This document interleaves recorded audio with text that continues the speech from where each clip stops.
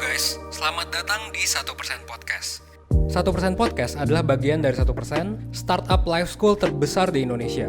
Dalam podcast ini kita bakal ngebahas topik-topik seputar kesehatan mental, pengembangan diri, serta edukasi life skills dengan tamu yang handal di bidangnya. Kami ingin kamu untuk bisa mendapatkan insight baru dan berkembang seenggaknya 1% setiap harinya.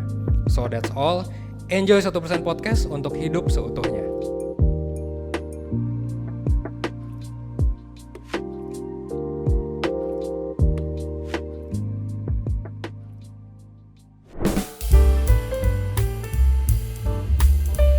Self-development itu tidak relevan ya guys. Itu tidak relevan karena semua orang ya butuh yang namanya self-development. Dari zaman Socrates sampai zaman Nabi Muhammad bahkan ya.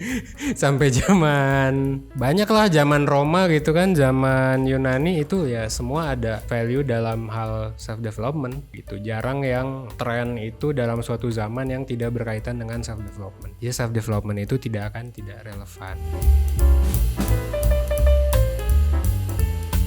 Sekarang kita lihat ya, zaman sekarang tuh banyak perubahannya di mana? Yang pertama ya banyak perubahannya tentu di teknologi, dan yang kedua ya sama juga di teknologi tapi ini masalah harga guys. Gitu ya. Kayak kita bisa ngelihat bahwa sekarang dengan uang misalnya 50.000, 100.000 kita bisa dapetin koneksi internet yang cepet banget. Dulu gue inget banget pas gue masih SD atau SMP itu kita masih Edge bahkan ya 2G, jadi 100 kbps aja itu udah gila banget kencengnya dulu itu. Sekarang tuh udah 10 megabyte per second aja udah dianggap mungkin lambat buat gua yang suka ngupload video gede gitu. Jadi sekarang tuh self development yang paling mantep yang bisa lu coba tekuni adalah soal teknologi sama gimana caranya lu bisa ngasilin output dengan biaya seminimal mungkin.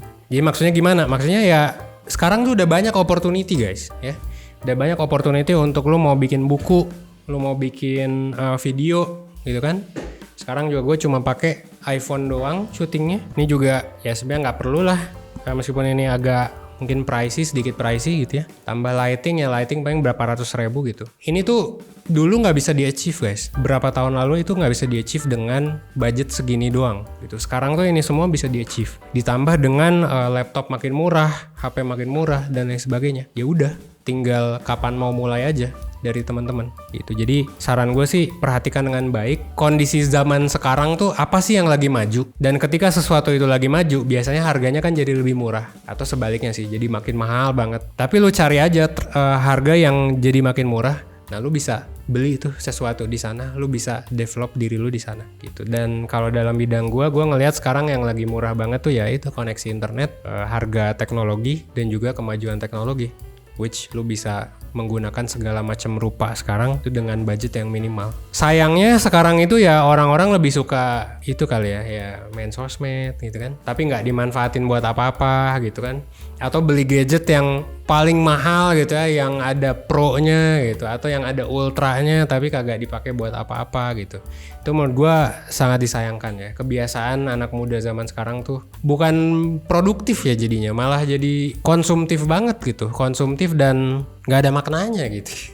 Itu sih, itu yang gue sayangkan ya. Tapi gue juga kagak bisa menyalahkan gitu, karena ya baguslah orang-orang seperti itu membeli gitu, karena ya kalau bukan orang seperti yang beli terus siapa yang mau beli gitu ya kan, barang-barang dan gimana ekonomi berputar gitu. Gua kadang bersyukurnya di sana aja. Alhamdulillah lah ekonomi masih berputar, tapi sayangnya memang seringkali digunakan buat yang tidak produktif gitu ya. Padahal sekarang di sekeliling kita udah banyak kecanggihan yang kadang-kadang kita take it for granted lah. Itu sayang banget. Ini itu jawaban gua.